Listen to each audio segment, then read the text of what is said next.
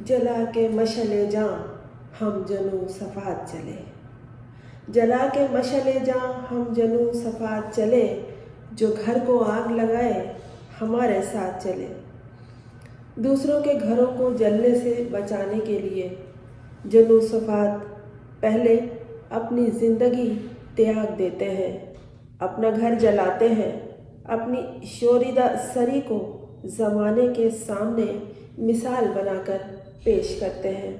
तब ये होता है कि उनके उठते कदम के साथ हम और आप हम रिकाब हो जाते हैं। और फिर जहाँ बात हो 16 करोड़ आवाम की, जहाँ ज़िंदगी मसाइल का दूसरा नाम हो, और फिर गज़ब ये हो कि किसी शख्स को आवाम अपना निजात दहिंदा समझ ले, अपने सरों के चराग लिए जवां हौसले उसकी आवाज़ पर लब्बैक कहने के लिए तैयार रहें। तो कुछ तो है जो ये जवानों की सरजमीन एक बल्ले पर चौका छक्का लगाने को तैयार बैठी है।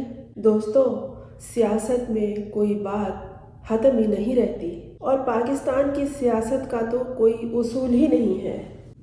और आगे देखें तो ज़िंदगी ऐसी हो, ज़िंदगी में अंधेर ऐसी हो कि हाथ से हाथ सुझाई न दे, और ना ही बात से बात चले, और ना ही किसी का साथ रहे, न साथ मिले न साथ चले। तो फिर जहाँ कोई निजात दहिंदा दिखाई देता है, बिन बुलाए बिन सदा दिए कदम उसी जानिब उठने लगते हैं। और अब तो मौसम भी तब्दीली का है।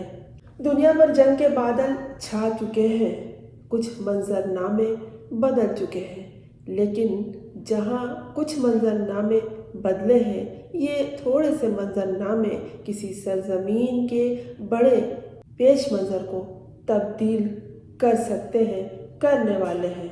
किसी का ख्वाब टूटता है तो किसी को ख्वाब की ताबीर दिखाई देने का एहसास होता है। बेघरी का अजाब कौन झेलता है? पसमानदा ममालिक के उसरज़दा लोग झेलते हैं। मगर एक वसी दुनिया से एक खोली या फिर एक पिंजरे तक का सफ़र, या फिर उस कैद की तकालीफ को वही जानता है जो कि मामलात को, मसाइल को, मसाइब को, मुश्किलात को झेलता है। जिसने अपनी सरजमीन को खेल के फतह के ज़रिए शनाख्त दिलाई, जिसने कोविड के दौर में भी अपने सरजमीन के लोगों की हिफाजत के लिए, उन्हें महफूज रखने के लिए ऐसी कोशिश की कि दुनिया उसे तस्लीम करती है। तो ऐसा शख्स दुश्मनाने मुल्क व मिल्लत से भी नबर्दाज़मा होने का सलीका, हौसला यकीनन रखता है।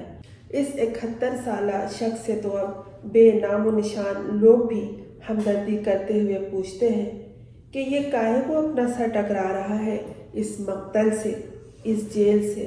क्या इसने किसी का कत्ल किया है? किसी से घर छीना है? क्या किसी के औरतों को धमकी दी है? किसी के बच्चों की जान ली है? किसी के कारखाने को बंद किया है? या किसी के बंद कबा को चाक किया है? किसी को पाबंदे सलासल किया है? किसी को भी नहीं। ऐसा तो कुछ भी नहीं है। तो आए दुनिया हमारे साथ चले, इसलिए कि हम इसी शख्स के साथ हैं।